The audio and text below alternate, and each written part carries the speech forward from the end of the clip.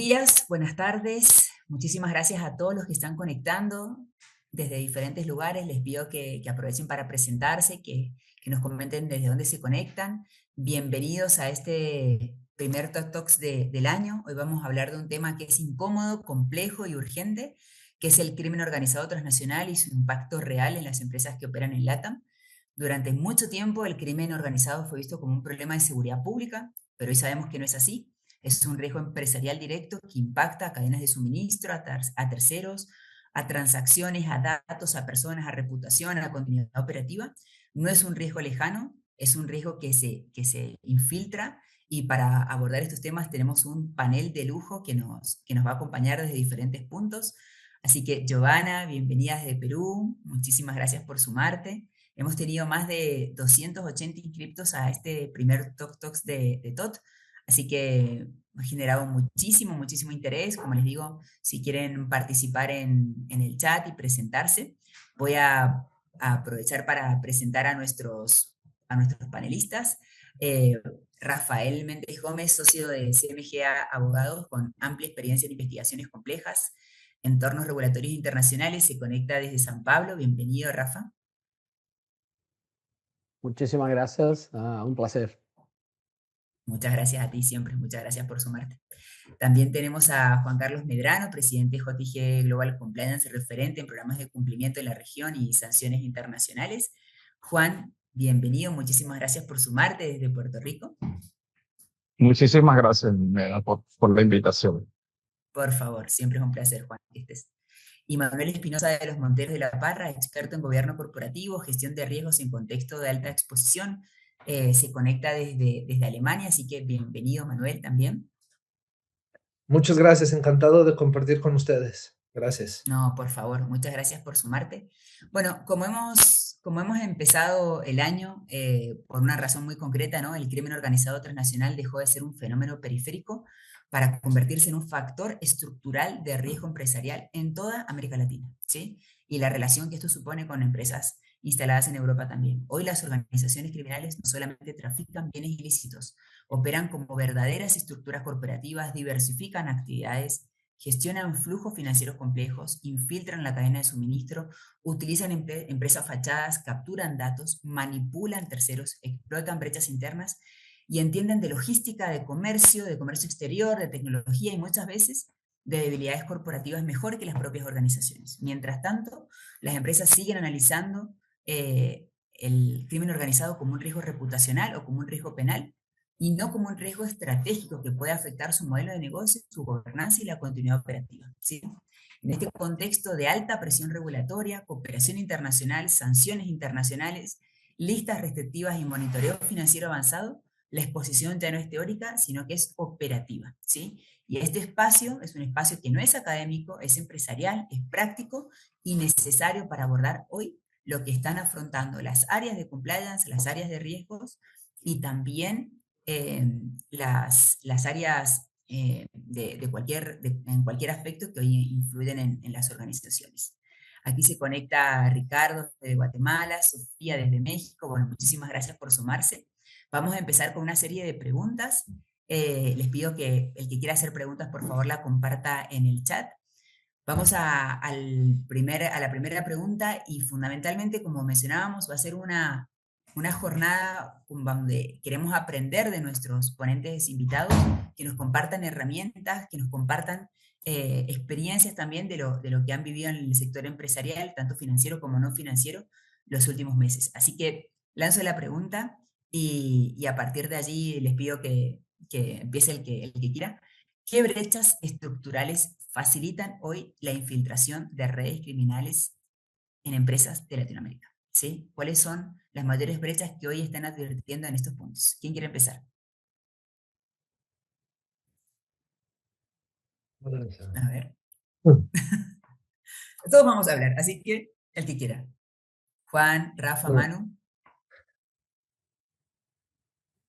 Creo que un poco, Jimena, tenemos que pensar el plano de fondo de todo esto y cómo esto está cambiado.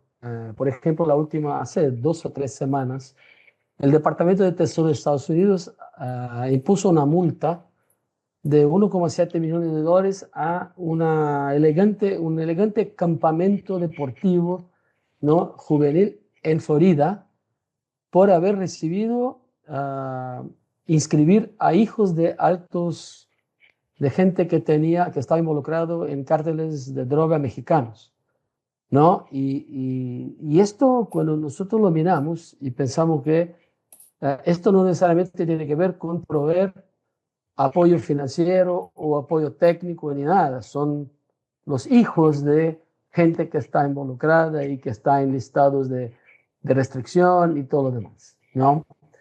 En Brasil tuvimos el caso de las dos mujeres brasileñas que estaban de viaje de turismo en Alemania, llegaron a Alemania y les habían cambiado las valijas y cambiado las etiquetas de sus valijas en el aeropuerto internacional de Guarulhos, ¿no? Y han metido 40 kilos de cocaína en las valijas de estas dos señoras que estuvieron más de un mes en la cárcel, ¿no? Y hasta que se pudiera entender que lo que estaba pasando era un esquema en el aeropuerto internacional de Guarulhos, que está operado por una empresa privada. No es una concesión del Estado, pero es una empresa privada quien la maneja. Y uno ya ya puede pensar cuál es la extensión responsabilidad que tiene la aerolínea con quienes han viajado las dos señoras. ¿Cuál es la responsabilidad de la concesionaria del aeropuerto? Porque todo eso está pasando ahí. Y se ha levantado que el tema era que los empleados habían sido amenazados, ¿no? De que iban a hacer mal a sus familias si no lo hicieran. Y esto es dentro de la operación de equipaje, ¿no? De movimiento de equipaje dentro del aeropuerto. O sea, y en el caso, por ejemplo, que Juan Carlos nos puede traer otros muchos ejemplos, cuando yo estuve en Sun Microsystems, teníamos, por ejemplo, los cursos, entrenamientos, capacitación sobre el lenguaje Java y sobre el sistema operativo Solaris, ¿no? Que eran tecnología norteamericana. Y usualmente en los países más chicos se presentaban para los cursos, para las capacitaciones, gentes que eran nacionales de Cuba, nacionales de otros países sancionados por Estados Unidos, y se intentaba registrar e inscribirse para tomar los cursos. Y nuestros controles tenían que también, ¿no? Nosotros teníamos que ser capaces de identificar y de no permitir que participaran de cursos.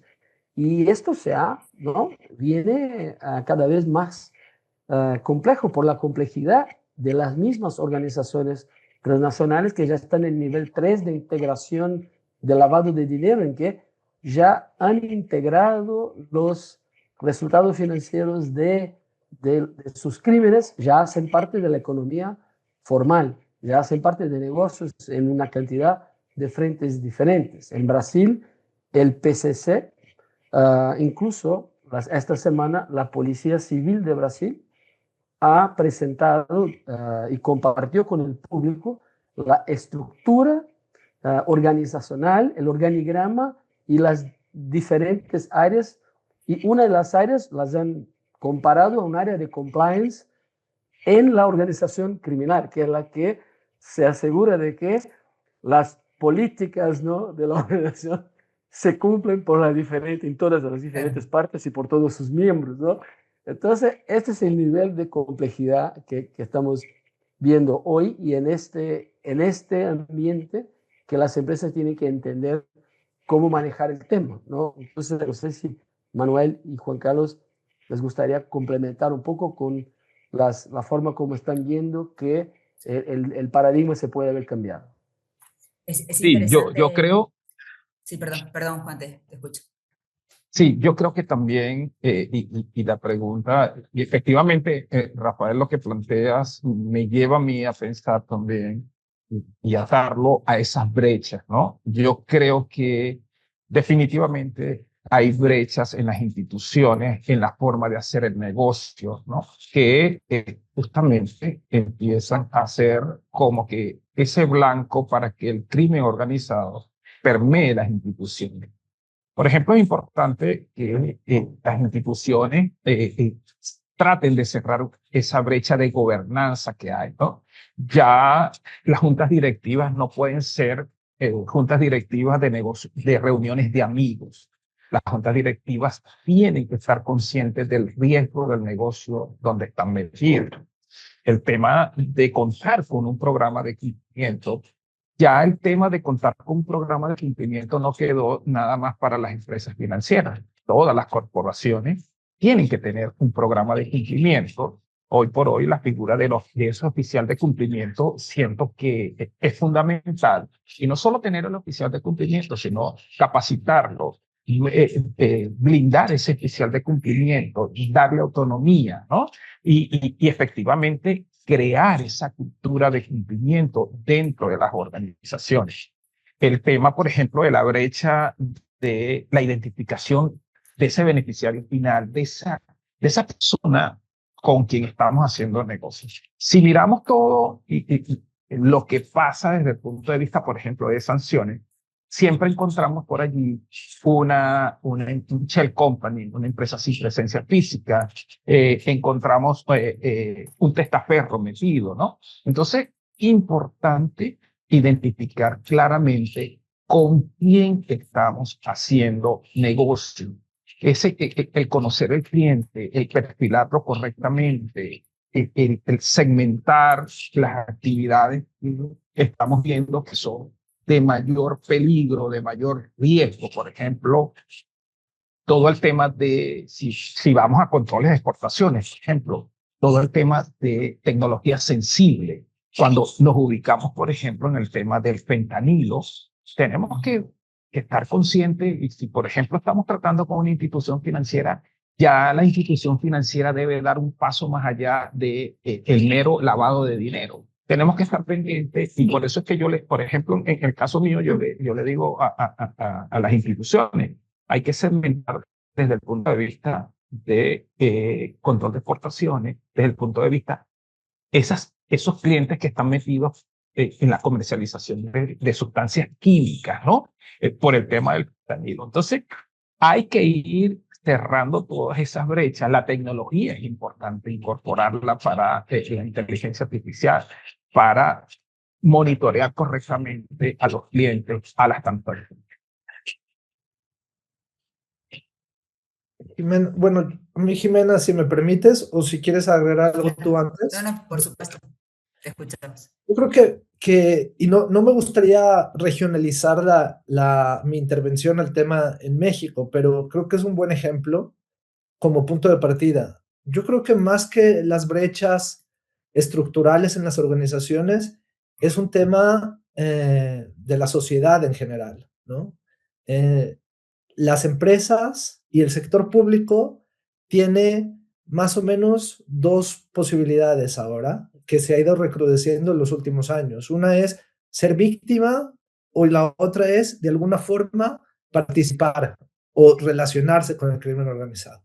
Lo vemos, evidentemente el sector financiero es un tema por sí mismo, pero lo vemos en empresas que por su situación geográfica estén en zonas especialmente conflictivas, ya sea que sean sujetos de extorsiones por parte del crimen organizado y de alguna forma estaríamos ahí en una línea gris con financiamiento de estas instituciones y ahora recientemente, a partir de este año, de financiamiento del terrorismo, se podría pensar, o la otra es beneficiarse de ellas mismas en temas relacionados con contratos, pero sobre todo con blanqueo de capitales. Entonces, nosotros lo hemos visto también en el sector público, en municipios, sobre todo en gobiernos locales, ellos conviven perfectamente, bueno, perfectamente por decirlo así, ¿no? De alguna forma, pero conviven con las organizaciones criminales, saben qué tipo de concesiones les tienen que dar y ponen ciertas limitantes. Y con el sector empresarial, yo creo que más bien, o mejor que el tema no es tanto la brecha de la estructura empresarial, sino cómo se desenvuelve. No les podemos pedir a las empresas que no haga negocio en determinado país por el motivo de que existen redes criminales que les piden derecho de piso o que se vayan del país. No lo van a hacer. Tienen que de alguna forma convivir con esas situaciones y el bien primordial es la seguridad de los empleados. Y cuando vienen este tipo de cuestiones, por ejemplo, con empresas del aguacate en México o otro tipo de empresas en otro tipo de regiones, no es tanto la brecha o el defecto en la organización, sino que es la realidad en la que, en la que estamos.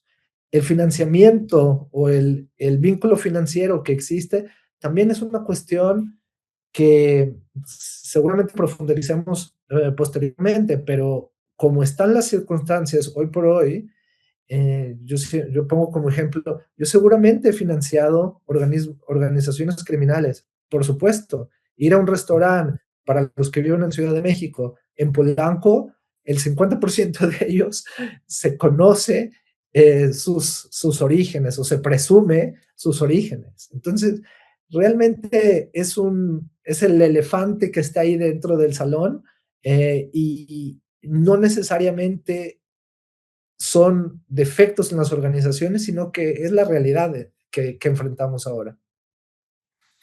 Rafa. Sí, y fue en noviembre, estuve ahí en Capital Federal, Manuel, y me encantó una taquería, luego puedo dar recomendaciones ahí, pero sí, de hecho es uno de los riesgos, pero otros riesgos que veo y que tienen que ver con esto, en el negocio en que estuve muy recién, si vas a un rincón de Brasil, por una construcción, ¿no? Un proyecto de construcción, de ingeniería y construcción de una grande obra, ¿no? Y cuando llegas, muchas veces ya se acerca gente para decir que te pueden proveer arena, te pueden proveer, ¿no? No sé cómo se dice, gravel, pero las piedras, ¿no? Que se necesita para el concreto armado, ¿no? Sí, que sí pueden ser los proveedores de acceso a Internet y todo esto. Y la primera visita es una visita de como una propuesta de negocio común y corriente, ¿no? La segunda ya es como, mira, no sé si no nos han entendido. Acá en esta región somos nosotros quienes proveen arena, cemento, señal de internet y todo. Y la tercera es con fusiles, ¿no? Es como, mira, ya no creo que ustedes han comprendido y ahí viene la cuestión de Manuel, que es que tratemos de la realidad, ¿no? ¿Cuál es la salida? Entonces, damos por terminado el contrato con el gobierno y les informamos, no podemos hacer construcción acá porque como nos han amenazado la vida de nuestros empleados, nos vamos, ¿no? Entonces, hay que convivir con la situación y Sí. hay un poco de reto de cómo lo vamos a hacer y cómo que esto mañana no se vuelve una multa de OFAC porque hemos trabajado con esta gente. Exacto. Yo difiero un poco de esa convivencia, ¿no? Porque definitivamente tenemos que estar conscientes de dónde hacemos negocio, ¿no? Pero la realidad ha cambiado muchísimo. El tema de Estados Unidos, del mensaje que está mandando al hemisferio, es un mensaje contundente. Yo creo que esto pasa por leerse el documento de seguridad nacional de los Estados Unidos que salió ahora mismo en enero.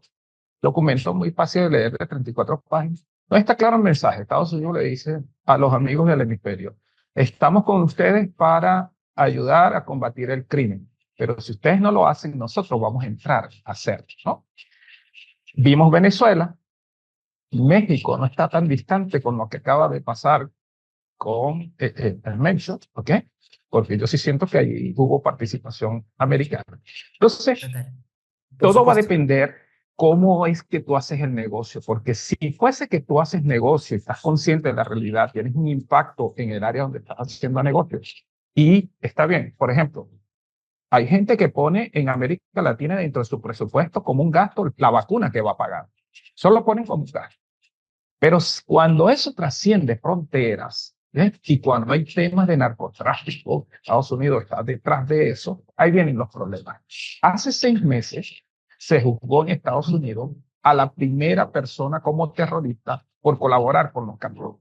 Entonces, si usted está haciendo negocio, que está consciente de que está siendo extorsionado, de que está pagando vacunas, y eso significa traspasar las fronteras, usar el sistema financiero americano, allí usted está en alto riesgo de que una transacción como esa pase por Estados Unidos diga, esta transacción va a beneficiar los carteles y se inicia una averiguación y lo peor que puede pasar es que te juzguen en Estados Unidos ahora mismo como temas de narcotráfico porque te van a aplicar las leyes antiterroristas. Y yo traigo a colación el caso de los 2 bancos y la Casa de Bolsa Mexicana que fueron sancionados por FinCEN porque de repente pudo haber sido que había algún tipo de presión de los narcos diciendo, o me ayudas o vas a tener represalias.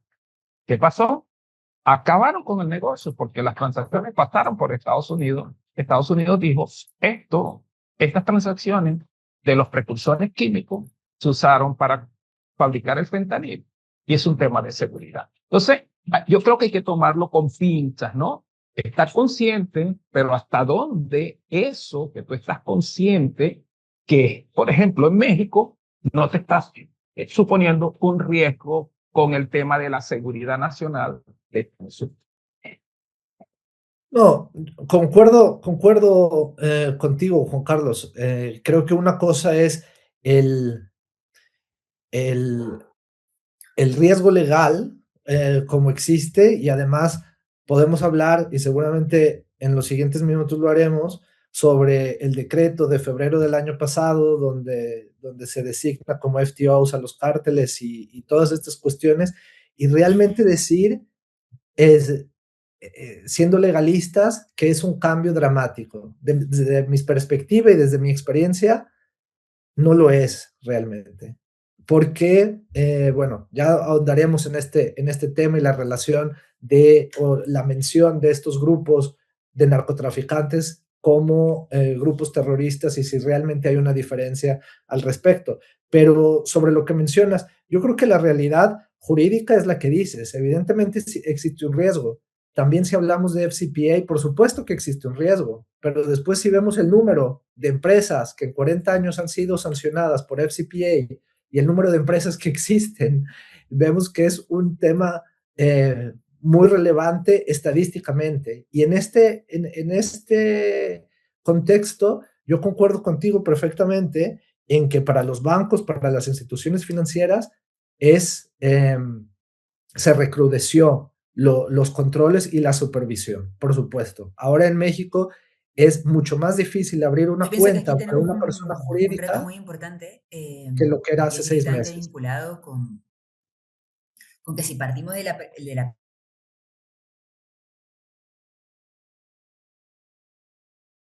la conversación cambia, ¿no? Y no, porque no estamos hablando de incidentes aislados ni de incumplimiento puntual, estamos hablando de estructuras que planifican, que analizan debilidades, que evalúan estos costes regulatorios y que toman decisiones. Aquí lo que hay que definir es cuál es el nuevo rol de compliance, ¿no? Que no pueda seguir operando únicamente como una función normativa o reactiva. Si frente a un actor tan sofisticado, tan adaptable, con tanta capacidad de aprendizaje, el sistema de control debe evolucionar, pasar de checklist a inteligencia, de políticas a monitoreo continuo y monitoreo dinámico y de un enfoque más documental a un enfoque más estratégico. ¿Cuál es la visión de cada uno de ustedes sobre cómo cambia el rol de compliance, el rol del oficial de cumplimiento cuando entendemos que no solamente gestiona riesgos regulatorios, sino que se enfrenta a actores que compiten, que presionan y que buscan penetrar el entorno empresarial, ¿no? Yo siento que el oficial de cumplimiento hoy por hoy tiene que aprender también del tema geopolítico, Total. definitivamente, y entender que no eres un actor solo en una jurisdicción, ¿no? Entender que estás expuesto, como muy bien tú lo dices, el crimen organizado no conoce fronteras, ¿no? El crimen organizado también estudia las organizaciones y las penetra, ¿no? Y vemos cómo hay complicidades muchas veces internas con relación al crimen organizado. Entonces, el rol tiene que ser un rol dinámico. El oficial de cumplimiento ya entonces tiene que entender tecnología que debe utilizar. Yo no veo un oficial de cumplimiento sin herramientas tecnológicas de punta que te ayuden a tener una visión 360 del tema donde está, ¿no? Que entender, mira, por ejemplo, fíjate que, y vuelvo al caso mexicano, cuando una institución financiera mexicana está abriendo una cuenta a un estudiante, obligación preguntar qué rama estudia. ¿Por qué? Porque si ese estudiante mexicano estudia química, ya no es un ya no es un cliente de bajo riesgo. Porque se ha demostrado que los carteles mexicanos están reclutando estudiantes de química para incorporarlos a la producción de fentanilo con sueldos que van entre $1,200 a $1,600. Entonces, es esa visión del oficial de cumplimiento que no solo es responder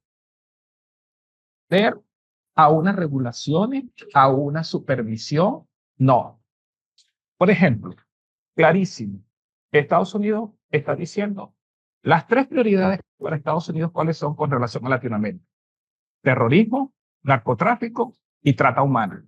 Eso está establecido como prioridad. Entonces, cuando yo entro en una institución y yo veo y estoy hablando de las instituciones financieras, que tienes un sistema de monitoreo y que tú haces transacciones internacionales y yo reviso y no tienes alerta ni para tú mirar el tema del terrorismo, mucho menos de trata humana, ahí tienes una gran exposición. ¿Por qué? Por una falta de conocimiento del contexto global. El oficial de cumplimiento debe entender el contexto global donde está haciendo el negocio.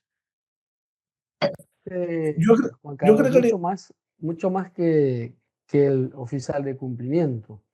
Y esto tiene que ver con algo que mencionamos y tú mencionaste más temprano, que es el tema de que la junta directiva no debería ser este grupo de amigos y todo, que simplemente se junta ahí y habla ¿no? de qué vino han tomado el último fin de semana o cuál es el próximo viaje de esquí, ¿no? Pero sino que estén mirando y que si la empresa entienda sus riesgos y que si el riesgo de que esté permeada por organizaciones criminales en sus propias operaciones, es un riesgo que sí las empresas tienen que entender que está cada vez más presente, que su cadena de valor puede tener en sus proveedores, en sus transportistas, en sus proveedores de servicios, lo que sea, que sí ya pueden estar ahí, en primer lugar, ¿no? O sea, ya están en la estructura de cómo está organizada la empresa hoy, es muy posible, y van a seguir con el riesgo de que se sumen más y más empresas y también que puedan cooptar gente que está dentro de su empresa, ¿no? Y que pueda de alguna manera ser parte de la organización criminal. Esta es la parte de que tiene que hacer la empresa, que tiene que hacer el oficial de cumplimiento en cuanto a estos riesgos que nosotros, desde el punto de vista legal, Juan Carlos defiende que sí se han incrementado demasiado con los cambios recién. Manuel defiende que ni tanto ya estaban ahí y siguen ahí, pero de todas maneras todos estamos de acuerdo de que sí están, ¿no? Y sea con más fuerza, menos fuerza, si va a haber más enforcement o menos, pero sí están. La buena noticia es que tanto han avanzado nuestras jurisdicciones y por tratados internacionales, ¿no? Y convenciones, la transparencia, tenemos más conocimiento de quién, está mucho más fácil saber con quiénes estamos tratando, tenemos acceso al beneficiario final, tenemos acceso en algunos países, uno se mete online y puede saber quién es quién y se puede meter en expedientes judiciales incluso, no directamente, y ver quiénes son los que están ahí como, ¿no? Como acusados, como responsables por temas que sean temas, sea de derechos humanos, sea ambientales, sea criminales, lo que sea, ¿no? Entonces, la buena noticia es que y aún ahora, con el uso de inteligencia artificial, lo que genera que uno no tiene que tener 10 personas operando una terminal para salir a buscar esta información, que cada vez más esta información sí llega de una forma mucho más rápida, se actualiza ¿no? a cada minuto y que puede estar en la pantalla del oficial de cumplimiento disponible para que los red flags y las señales de alerta ahí estén, ¿no? Yo quisiera añadir, Rafa y Juan Carlos, Jimena, una distinción que me parece que es básica, ¿no? No estamos hablando solamente de empresas que tienen un presupuesto ilimitado en temas de compliance y tienen 5,000 empleados o más de 5,000 empleados. Hay muchas empresas y el gran eh, grupo de empresas son empresas medianas y empresas pequeñas que no les podemos exigir que vean tanto sus proveedores como sus clientes y contrasten sus nombres con la OFAC y con la lista de sanciones de Europa y del Banco Mundial, etcétera, y además vean temas relacionados con ESG, data protection, riesgos laborales, salud en el trabajo y todo este mundo de cumplimiento en el que estás enfrentando. Yo creo que eso lo tenemos que dejar a un lado. Ahora, si hablamos de las empresas grandes, para mí lo fundamental que deben de conocer es la legislación a la cual se enfrentan. Y si hacemos una encuesta dentro de las empresas, son muy pocas las que tienen herramientas de algo tan básico como son los cambios regulatorios de cuestiones que les son aplicables. Evidentemente, en temas de listas de sanciones y eso, hay muchísimos proveedores, como dice Rafa, ya es un tema bastante simple de ver, pero en cuanto a la lista de personas sancionadas con relación a tus proveedores, con los clientes es muy difícil verlo, salvo la cuestión financiera, pero si estamos hablando de retail o estamos hablando de otras industrias, este tipo de controles es, eh, es sumamente difícil. Y creo que este es el gran grupo de empresas. Si hablamos de bancos grandes, eso es un mundo por sí mismo y por supuesto que el tema de apertura de cuentas, de transacciones, de monitoreo, no conozco un banco que le hayan otorgado una licencia sin tener este tipo de herramientas implementadas, pero estas exigencias no se las podemos pedir al grueso de las compañías realmente. Ahí, si me permiten, vale la pena aclarar un punto. Obviamente que tenemos que poner el focus en la proporcionalidad de las organizaciones las que operan en Latinoamérica. Obviamente que las entidades financieras tienen algunos aspectos a tener en cuenta y aquí Juan nos puede ilustrar bastante en estos temas, pero hoy en día, Manuel, te puedo asegurar que muchas pymes de más de 200 trabajadores hoy están obligadas a tener un programa de compliance y hacer debida diligencia. Estoy hablando No, pues, porque están vinculadas con grandes clientes que se les exigen para formar parte de la cadena de valor, para temas de licitaciones.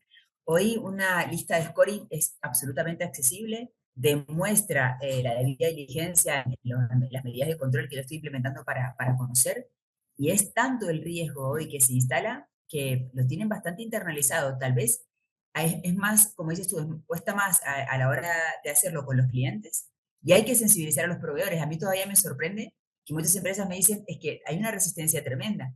A mí me da de alto un proveedor y yo le cumplo de arriba a abajo y de izquierda a derecha, ¿vale? Para formar parte de la cadena de valor de ese proveedor y opero en 14 mercados.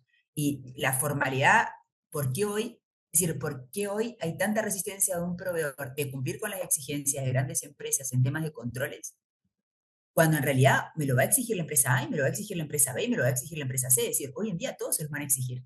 Obviamente que hay matices en los controles que se exigen, pero está muy instalado, yo quiero saber al menos si está en la lista OFA, está muy instalado este tema en LATAM.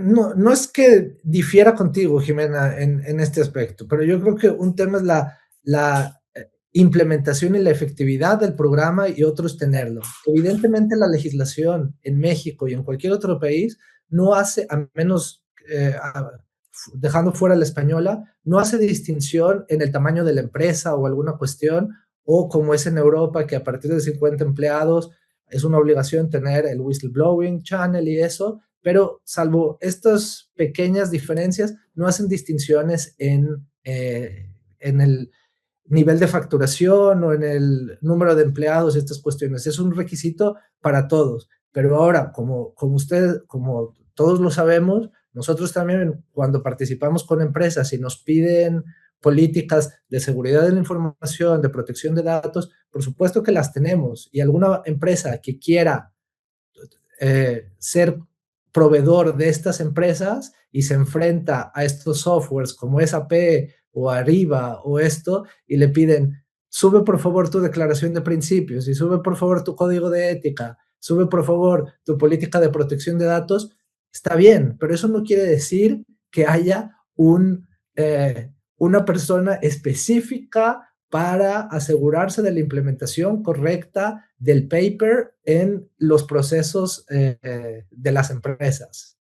Creo que es y no es un tema de México, es un tema de los demás países. No, y yo creo que es un tema de exposición a riesgo, ¿no? A veces yo me desespero mucho porque pues yo soy muy afín a los oficiales de cumplimiento y yo siento que Jimena, parte de lo que hace es despertar esa conciencia. Y yo le digo a los oficiales de cumplimiento que están al frente de los programas, tienes que pedir los recursos, tienes que saber el riesgo que estás corriendo, porque cada día vemos cómo se establecen responsabilidades sobre quien está al frente del programa de cumplimiento. El Estado de Nueva York intentó pasar una ley donde recaía sobre el oficial de cumplimiento la responsabilidad que las instituciones financieras tuviesen un programa de cumplimiento y que funcionara y que mitigara el riesgo. Al final pasó, pero no tan dura contra el oficial de cumplimiento, pero hoy por hoy yo lo leo y lo entiendo, porque es que a veces el oficial de cumplimiento se guarda para sí las peticiones de recursos, la asignación de recursos, de llevar la información donde la tiene que llevar. Yo siempre le digo a los oficiales de cumplimiento, si usted ha identificado un riesgo que usted no puede mitigar, eleve eso a la junta directiva. Y hoy por hoy, grande o pequeña, los riesgos están allí presentes. Y cada día el tema de sanciones es transfronterizo.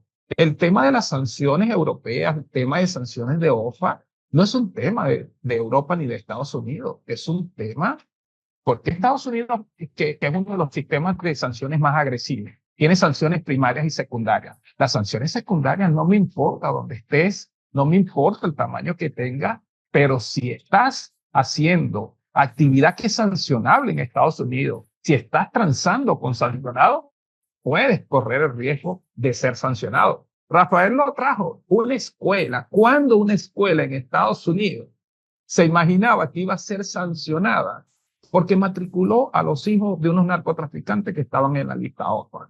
Si ustedes revisan, por ejemplo, las sanciones que impone OFAC bajo la orden ejecutiva de Irán, se van a sorprender empresas latinoamericanas, sobre todo ubicadas en Panamá, que tienen que ver con el sector logístico, sancionadas bajo la orden ejecutiva que tiene que ver con el terrorismo.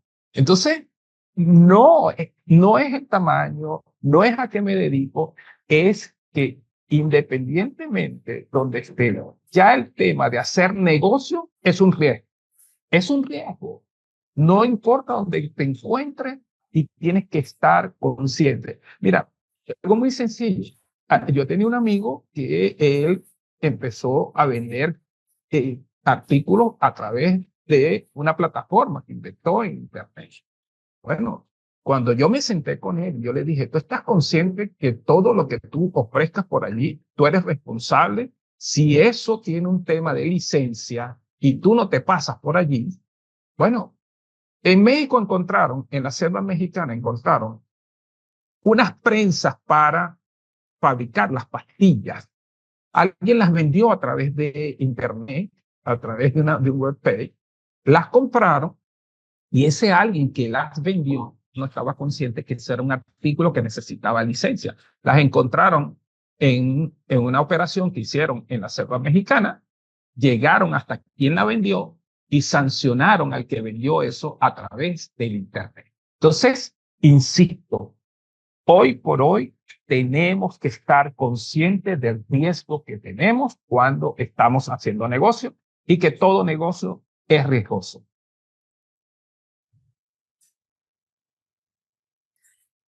En eso Es una realidad. Perdón, Rafa, te escucho, sí, perdona. Andamos con delay. Manu, perdón. No, no, adelante, Jimena, por No, favor. no, por favor, por favor. Eso la palabra. No, decía que en eso estoy completamente de acuerdo. Todos los negocios conllevan cierto riesgo. Claro, muchos de ellos, como decía Juan Carlos, basados también en la zona geográfica. Aquí en Alemania, los principales requerimientos que tenemos tienen que ver con empresas en el sector industrial que producen ciertos componentes que podrían ser utilizados para la producción de armas o cuestiones relacionadas con armamento nuclear y, y los temas de export control, ¿no? Cómo evitar que esas piezas vayan vía Turquía y terminen en Irán. Y eso es de las principales preocupaciones de nuestros clientes aquí. En México es distinto, es en cuanto al sector, el flujo financiero, en cuanto a tu cliente, en cuanto a otras cuestiones, también fuera del tema de blanqueo de capitales o de lavado de dinero, pero todos los tipos de negocios conllevan ciertos riesgos, de acuerdo. Y los oficiales de cumplimiento, en este caso, digo, si vamos a las estadísticas puras y duras que no son tan esperanzadoras, la mayoría de las consultoras grandes dice que, y de los estudios de instituciones académicas, dice que hay que tener al menos cinco oficiales de cumplimiento cada 1000, bueno, más o menos, ¿no? En un rango así, cada 1000 empleados. La mayoría de empresas no llega a esos números y están muy por debajo de esos números. Y a un oficial de cumplimiento, como son las cosas ahora, que tiene 80 temas sobre la mesa y además ESG, realmente están desbordados en estas cuestiones. Claro que hay que pedirles que tengan más presupuesto, pero esa no es la realidad empresarial, es una carta de deseos, de alguna forma. Hay que dotarlos de más personal, por supuesto, hay que dotarlos de más personal y de herramientas tecnológicas, pero no llegamos todavía a ese tema. Hoy por hoy el oficial de cumplimiento trabaja día a día y no tiene ni siquiera tiempo de un plan estratégico a largo plazo porque no tienen ni los recursos económicos ni los recursos humanos. Esto puede cambiar un poco, creo yo, y lo mencionaba Juan Carlos, cuando entienda el oficial de cumplimiento y entienda los miembros del consejo. Aquí en Alemania existe la ventaja de que además del consejo está el consejo de supervisión y ellos son individualmente responsables por las deficiencias en los programas de compliance. Abajo de ellos está el oficial de cumplimiento, pero ellos como miembros del consejo de supervisión son los principales responsables y ahí es donde existe la atracción para generar o para atraer recursos humanos y financieros para el tema de cumplimiento. Pero cuando el oficial de cumplimiento en la cadena es uno de los eslabones de tercer nivel y no es de segundo nivel ni de primer nivel en cuanto a la estructura empresarial, es muy difícil que su eventual responsabilidad individual genere el interés de la empresa, lamentablemente es así, como para invertir como para cambiar el ROI del Return of Investment en Return of Integrity. ¿Qué empresas hacen este Return of Integrity? Son pocas, son muy buenas y seguramente hay muchos ejemplos, pero a grandes rasgos todavía es la gran minoría. Rafa, te escuchamos. Creo que, o sea, que esté bastante claro, o sea, para nosotros, que sí están las organizaciones criminales, están cada vez más complejas, están cada vez más ahí integradas a lo que sea la economía formal y por lo tanto los riesgos cada vez más altos. Estamos todos en claro que las compañías deberían entender estos riesgos, que deberían estar enfrentando a estos riesgos, pero lo que veo es que tenemos un problema de fondo que que va un poco más allá de simplemente de pensar en una forma como ya se ha hablado sobre corrupción, por ejemplo, de tener tolerancia cero con la corrupción. Esto es uno. En el caso de la Corporate Sustainability Due Diligence Directive en Europa, en cuanto a, por ejemplo, temas de derechos humanos, lo que propone la Unión Europea no es una visión de tolerancia cero. No es de que simplemente si llego a un determinado ambiente y hay violaciones, infracciones de derechos humanos, entonces simplemente dejamos de hacer negocio en este lugar.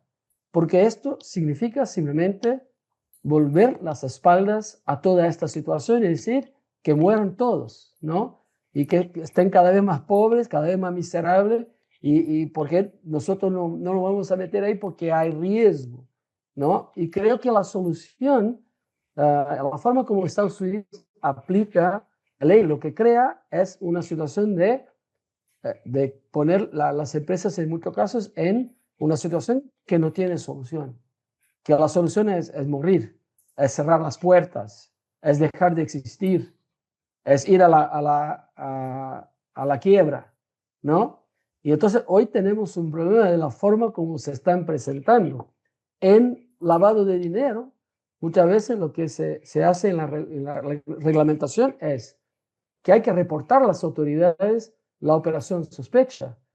No hay una obligación de dejar de hacerla, ¿no? En muchos casos. Simplemente, mira, ha faltado el documento o no ha sido capaz de demostrar exactamente todo lo que les hemos pedido. Se abre una ventanita aquí en Brasil, en el COAF, que es la autoridad, y se comunica la operación, porque yo no soy policía, ¿no? Sí puedo tener la obligación de reportar, pero no de resolver todo el tema. Y en la parte de la asimetría que estamos creando con esto, es que cómo hace la compañía que está ahí, ¿no? Construyendo a una usina hidroeléctrica de $1.000 millones y que a mitad del camino tiene que hacer ¿qué?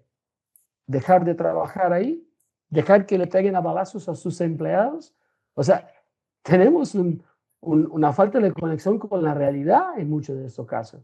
Y a mí me gustaría entender cuál es la solución que ven ustedes, que no sea sino decir, no podemos, porque hay riesgo y porque no pueden sancionar.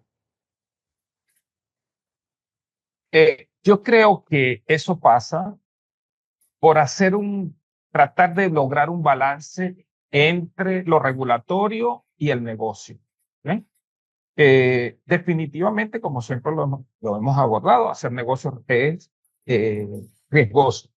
Pero hay que hacer negocio, porque definitivamente las empresas, y como lo hemos dicho, lo puso Manuel ahí en el principio, conocemos que existe el riesgo, pero ¿cómo yo puedo mitigar ese riesgo para seguir haciendo negocio, por lo menos controlado? Porque no vamos a eliminar el riesgo totalmente.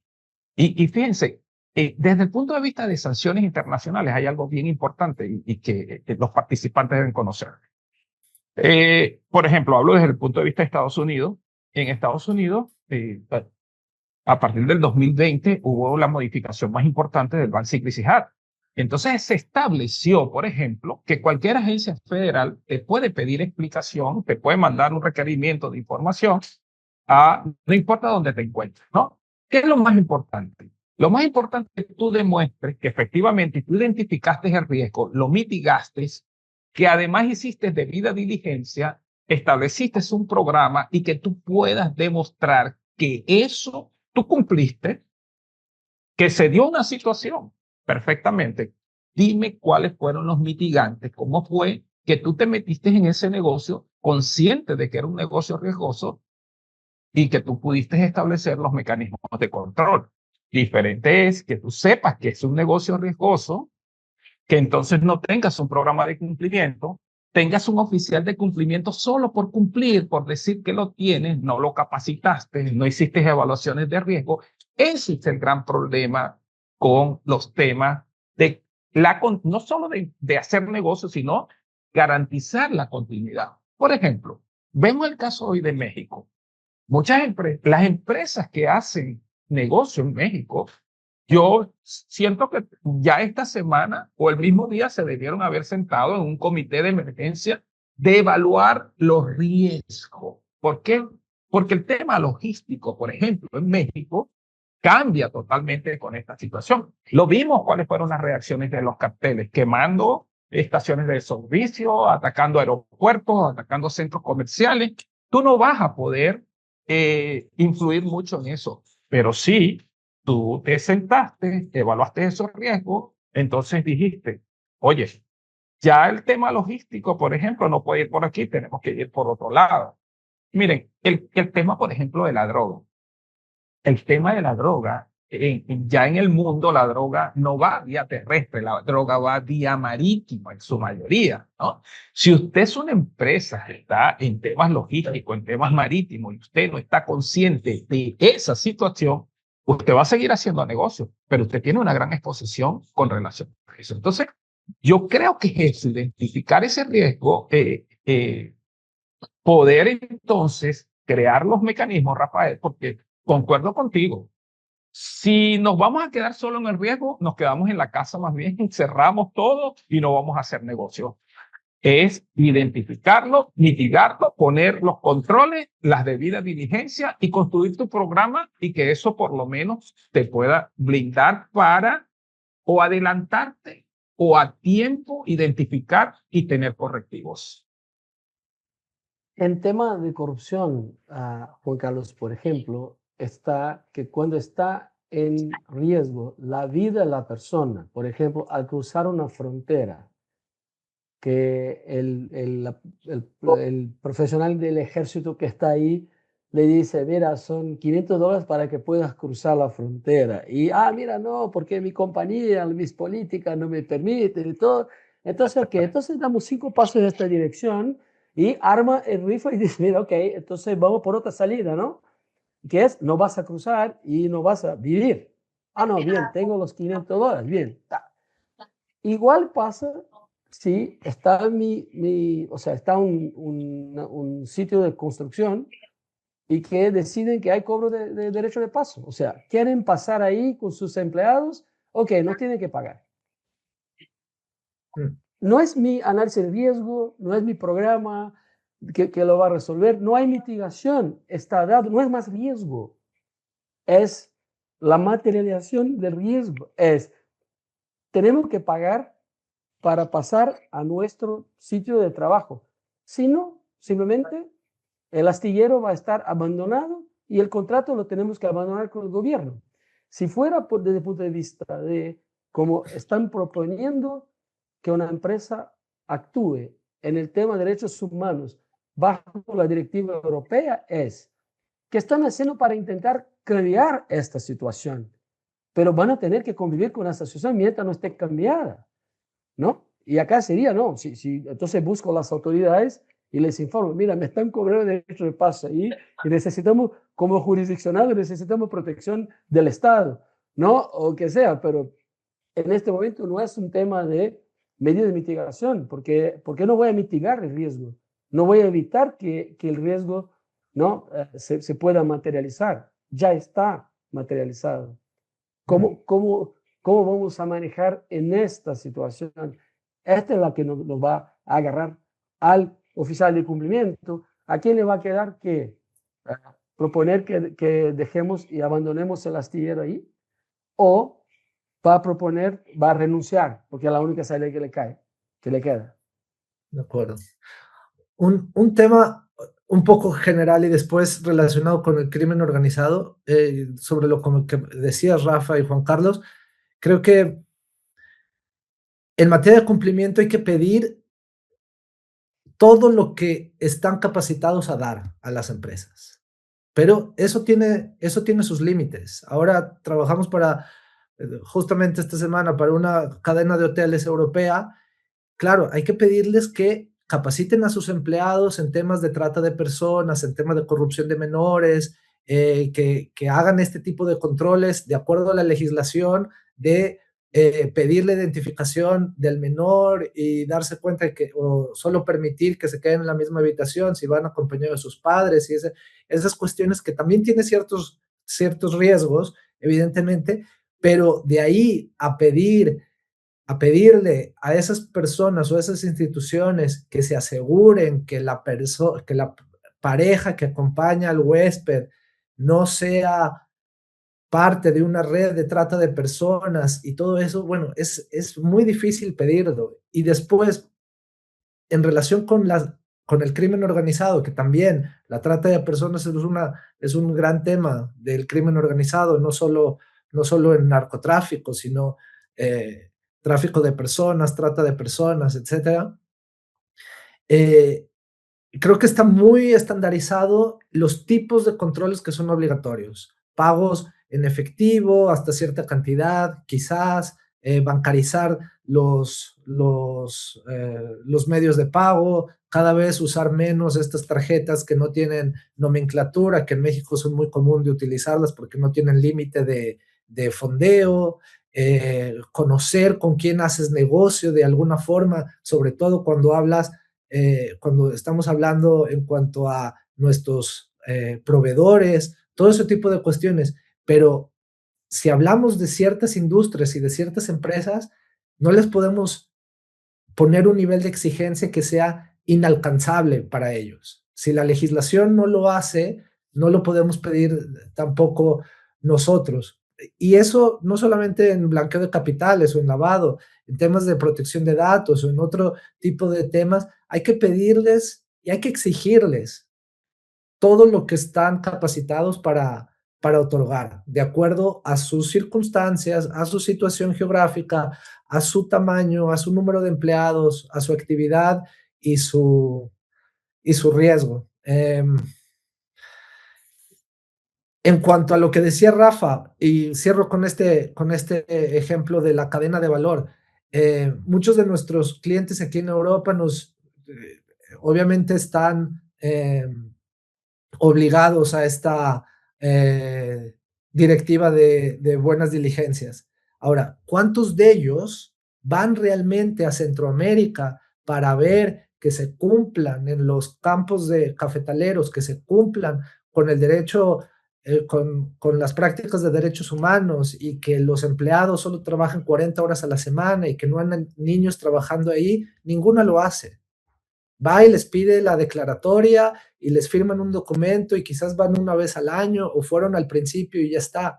Pero realmente este tipo de cuestiones dejan en la realidad muchos aspectos que no podemos omitir. Una cuestión es la legislación como está, y otra es cómo la estamos implementando y qué capacidad tiene la autoridad también para supervisar este tema. Y además, ¿qué capacidad tiene esa empresa, ese proveedor, para implementar las medidas de prevención de estas cuestiones?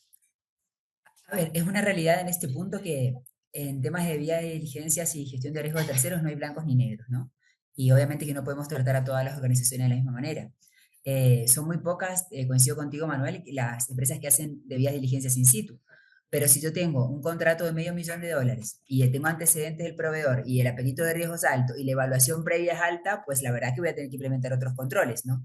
Por Una supuesto. empresa en Europa que opera en Centroamérica sabe que el riesgo es altísimo y Centroamérica está preparado, en algunos casos están preparados para ello porque las exigencias son enormes. Allí pienso que hay que atenuar, ¿no? Hace poquito me pasó con una empresa que pedía los estados financieros, ¿no? Pues los estados financieros no sé si los vamos a pedir en cada caso, no todo el mundo sabe leer estados financieros, pero si es un contrato de $1 millón y una frecuencia de 3 años de contrato, pues allí en ese caso sí que pediría los estados financieros para conocer el grado de solvencia, ¿no? Pienso que hay algo que estamos perdiendo en la gestión de riesgo de terceros, que es el sentido común, o al menos el menos común de todos los sentidos, ¿no? Para no tratar a todas las organizaciones de la misma manera, pero pienso que un criterio de análisis o una segmentación en cuanto a monto, en cuanto a operativa geográfica, en cuanto a productos, en cuanto a servicios hay que tener, porque si no, estamos tratando a una multinacional que opera en países de alto riesgo de la misma manera que países de Centroamérica que tienen una mayor exposición al riesgo, ¿no? Yo pienso que aquí hay muchos directorios y comités de riesgos que tenemos una conversación recurrente, ¿no? Y es cómo incluimos toda la gestión de riesgos en el roadmap, ¿no? Lo vemos en el próximo trimestre, primero resolvamos lo urgente y el problema es que cuando muchas veces hablamos de exposición frente a redes criminales sofisticadas, postergar no es neutral, ¿no? Hoy los riesgos no se materializan solo por ausencia total de controles, sino por controles incompletos, desconectados y en muchos casos mal priorizados, insisto, no tener en cuenta la fotografía o la película de la organización y en ese caso terceros sin debida diligencia profunda, monitoreo transaccional reactivo, la falta de trazabilidad de los pagos, ¿no? Debilidades en comercio exterior, ausencia de análisis de beneficiarios finales, culturas internas que no escalan alertas, y muchas veces las redes no entran por la puerta principal, sino por pequeñas fisuras acumuladas, ¿no? Por eso la discusión pienso que hay que tener, no es si tener más controles, sino identificar cuáles son los verdaderamente críticos, ¿sí? Y no admitir demoras estratégicas en ese punto. Para terminar la sesión y luego pasar al ámbito de las preguntas del público, y desde tal les invitamos a que se sumen y vamos a trasladar las que nos han indicado, si cada uno me puede indicar 5 controles críticos que hoy en día ninguna empresa debería postergar, ¿sí? Con el fin de que todos los que estamos escuchándolos y aprendiendo de la experiencia que tienen, podamos aprender de cuáles son en su visión, por su experiencia, los controles críticos que hoy en día no se deberían postergar. Eh, Manu, que te tengo delante, justo. Bueno, a ver, yo creo, vinculado al tema o limitado al tema de crimen organizado y de organizaciones criminales, evidentemente buenas diligencias hasta el punto que sea posible. Obviamente depende del tamaño de la empresa, revisar OFAC y todas las demás listas que existen, ir al al domicilio fiscal, que todos sabemos cómo funciona esto de los domicilios fiscales y todas las deficiencias que existen en esto, pero bueno, temas de buena diligencia, el tema del control transaccional, evidentemente, el riesgo aumenta estratosféricamente o exponencialmente cuando no existe este tipo de controles, cuando hay un manejo de efectivo, evidentemente el riesgo es muchísimo más grande. ¿Qué más? Pedía 5. Bueno, van 2 en relación al crimen organizado, además de los que conocemos, ¿no? Bueno, proveer al oficial de cumplimiento de herramientas y de recursos suficientes y contextualizarlo también. Y si estamos hablando de crimen organizado, darle un apoyo holístico en estos temas, porque no estamos hablando de una infracción de protección de datos o algo así, estamos hablando de crimen organizado. Entonces, creo que eso es un tema muchísimo más complicado que reditúa en la seguridad física de los empleados, de la empresa que nadie quiere poner en riesgo finalmente, ¿no? Como decía Rafa, y con los ejemplos que citaba. Yo creo que esos 3 serían para mí los principales en cuanto a la relación con el crimen organizado. Buenísimo, Manu. Rafa, Juan. Que hay algunas cosas que la compañía necesita cuidar y saber, ¿no? Entonces, primero, por ejemplo, control sobre quiénes son sus empleados y ejecutivos. O sea, si haces ahí debidamente la debida diligencia, no solo con terceros contratados, proveedores, pero también quien ingresa y quien está en tu organización. Dentro de estos hay los que tienen que cuidar, ¿no? de apoyar la empresa, conocer, gestionar, prevenir riesgos, ¿no? Entonces, tanto las estructuras de gestión de riesgo como las estructuras de compliance, de prevención y respuesta.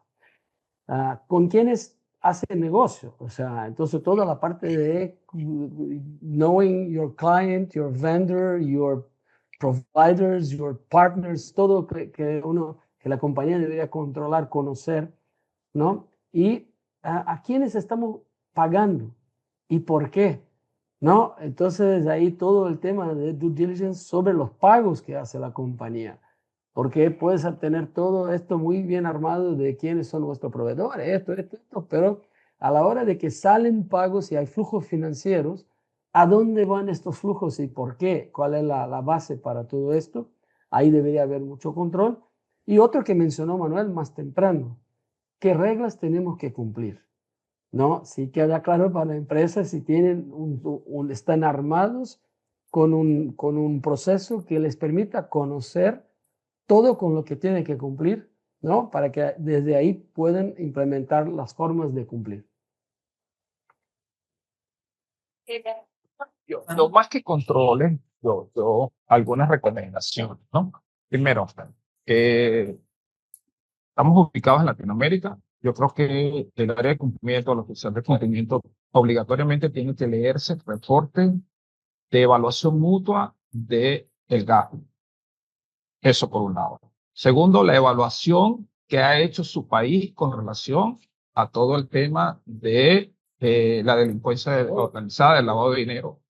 Esos dos informes son fundamentales. Hay un tercer informe que me gusta mucho, las tendencias que identifica el GAFI en América Latina.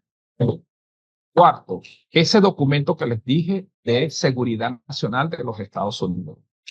A lo interno, hacer el risk assessment, no solo de lavado de dinero, sino también el risk assessment de sanción. Hacer el risk assessment de los productos y servicios. No es posible que el último que se entera de un producto existente es el oficial de cumplimiento.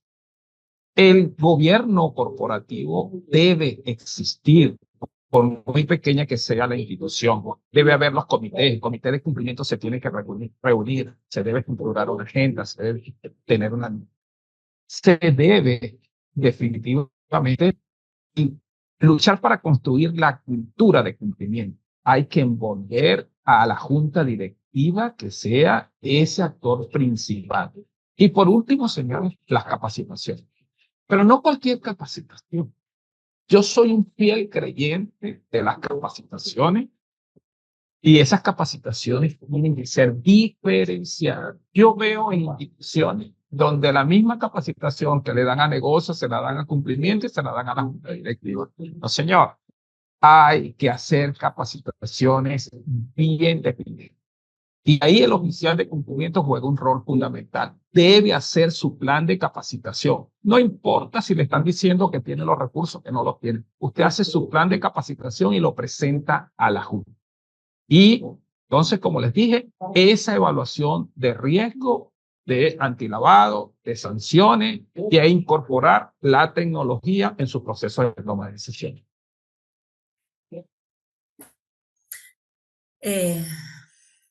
Si algo nos deja esta conversación es que el crimen organizado no compite desde la informalidad, compite desde la sofisticación, ¿no? Y analizar, probar y ajustar y aprovechar cada brecha que encuentra y frente a eso la respuesta que hoy desde el mundo empresarial tenemos que dar. Ha sido muy enriquecedor la charla porque tenemos perfiles de diferentes países con diferente enfoque. Rafa muy enfocado en el sector empresarial, habiendo sido compliance officer de empresas como Petrobras, como Walmart y como Odebrecht. Manu con una visión muy híbrida también entre LATAM y Europa y la conexión que hay entre ambos continentes. Y por otro lado, la visión de Juan, con una visión muy enfocada en banca, pero sobre todo en temas de sanciones internacionales.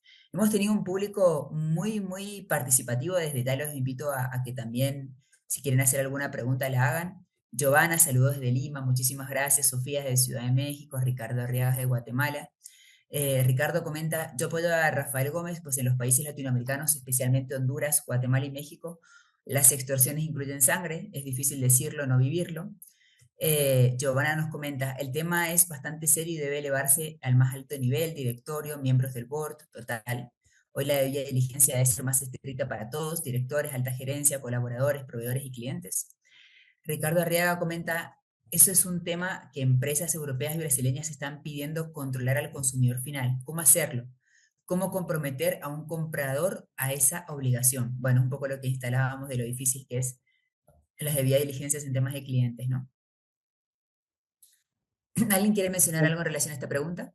Rafa. En Brasil, mira, sí estamos hablando de un negocio que está considerado, es un negocio que está por regla obligado a hacer esto. Entonces, por ejemplo, estamos hablando de joyas, ¿no?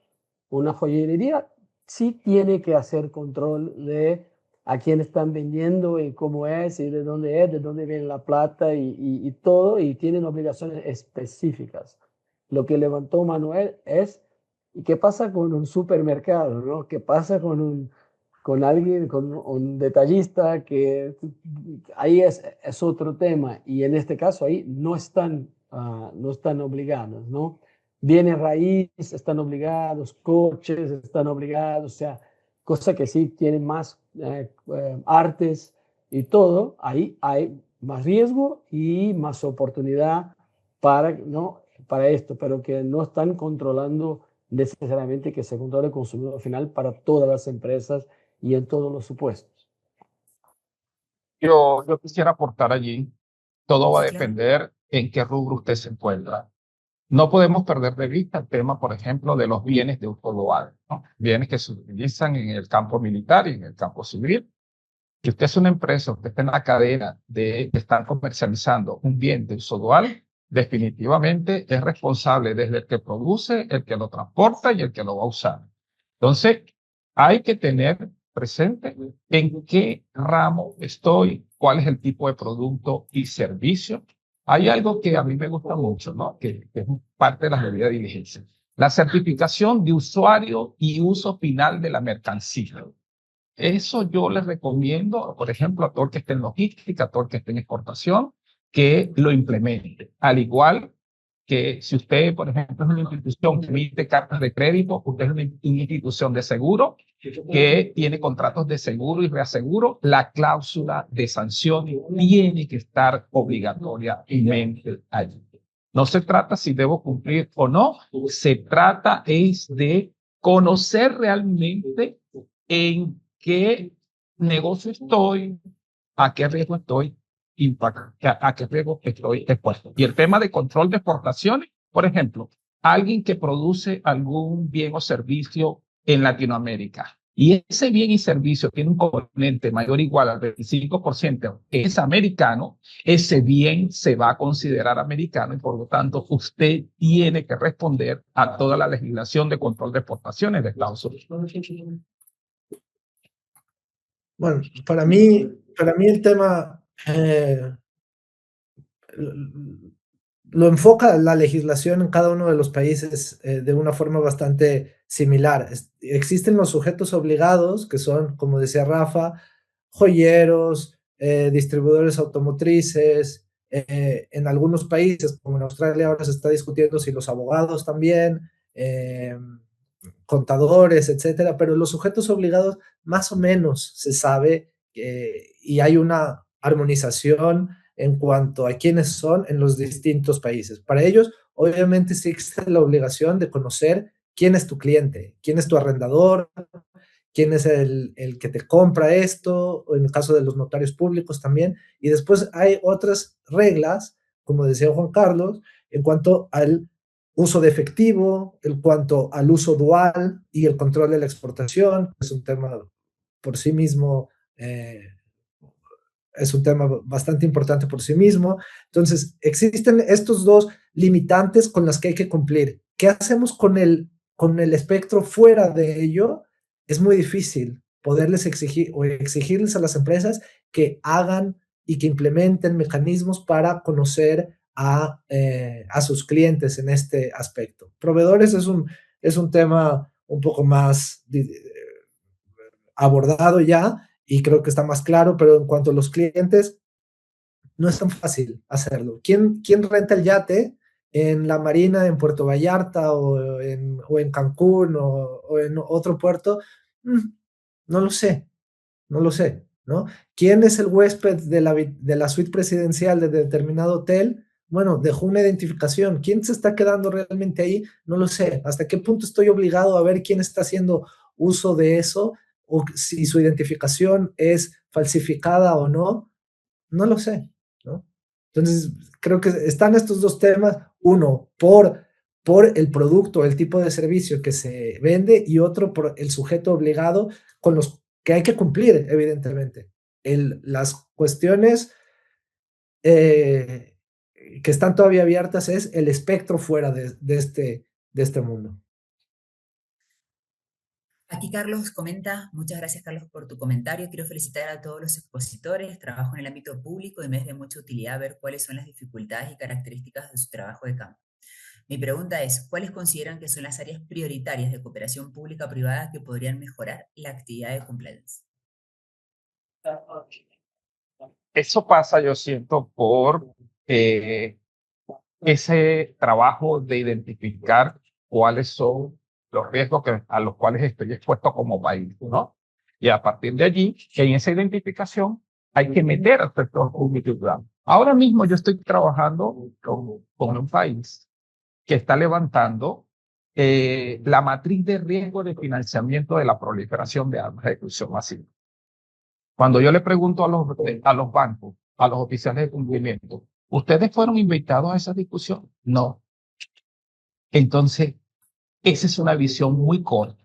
Yo siento que el identificar a todos los actores, públicos, privados, esas alianzas son fundamentales. El hecho de que sea una regulación que viene desde el Estado no exime la participación del ámbito público, porque al final es el que la va a aplicar, el que la va a llevar adelante, y por lo tanto, yo sí creo en esa coordinación, en esa creación de comisiones mixtas, en esas mesas de trabajo de todos los actores en el tema. Bueno, aprovechando, Rafa, que estás en mute, me adelanto. Yo creo que empecemos por el primer paso, ¿no? En esta cooperación público-privada. La mayoría de las legislaciones, y en el caso de México, se puede decir que son absolutamente ineficientes, incluso contradictorias, y tienen una técnica legislativa deplorable, ¿no?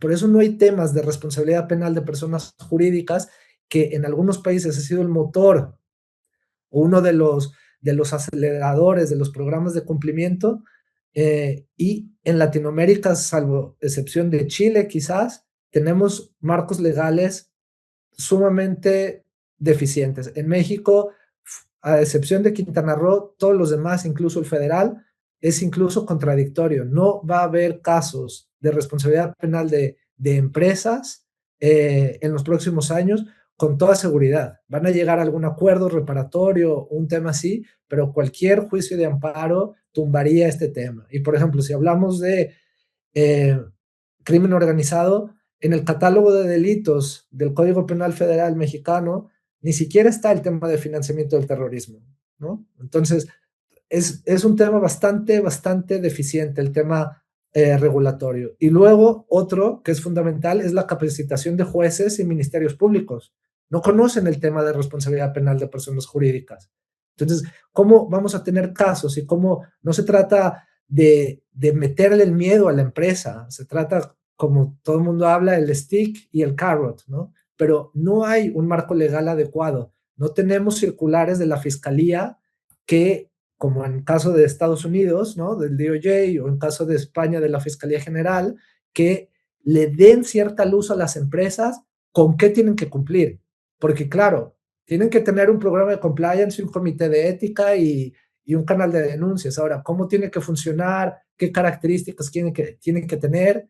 Porque realmente a la autoridad no le importa si tiene el ISO o cualquiera de los ISOs, le importa el juicio del fiscal, ¿no? La interpretación de la fiscalía y en determinado caso el juez. Pero uno, no están capacitados y otro, no existe transparencia en cuanto al criterio que ellos abordarían para saber qué es un buen programa de cumplimiento. No existe esa certeza jurídica. Yo empezaría por ahí. Después, en tema de corrupción, hay muchísimas cosas que se pueden hacer. Un intento de un padrón de integridad, pero bien hecho, no como se hizo en México hace algunos años o en Brasil con estas listas blancas y negras donde Siemens estaba en las dos al mismo tiempo. O sea, tener un registro de empresas, pero partiendo de otorgarles una certeza jurídica de qué piensa la autoridad que es un buen programa de cumplimiento. Yo vengo de estar la semana pasada en Dominicana, que coincidimos allí con Juan. El país está revolucionado por la aprobación de la Ley de Responsabilidad de la Persona Jurídica también. Y estaba la Procuraduría ahí en el Congreso. Pienso que tenemos un reto, Manu, en temas de LATAM. El único país que resalta en estos temas es Chile y Brasil, por ejemplo, en temas de aspectos procesales. En el resto tenemos países con normativas de hace 10 años que no se han animado. Y independientemente de la formación y la sensibilización, es cierto que no ha habido voluntad por parte del Poder Judicial en sensibilizar a los jueces y fiscales sobre cómo imputar en estos casos, pero pienso que también falta voluntad de los ministerios públicos de hacerlo, ¿no? Insisto, Chile tiene una normativa de hace 16 años y los casos resonantes y procesales cada vez son más, ¿no? Entonces eso nos demuestra que no es un tema cultural, básicamente, no es un tema directamente vinculado al país. Muchísimas gracias a los tres, muchísimas gracias por la participación, por la interacción, por el conocimiento. Yo pienso que nos dejan un desafío muy claro, que es pasar de un compliance declarativo a un compliance estratégico, de controles en papel a controles que funcionan en situaciones bajo presión, de la comodidad del cumplir a la responsabilidad del estamos preparados, ¿no? Y tener esta visión de que hoy la identificación, la valoración y la evaluación de riesgo necesita también de una anticipación.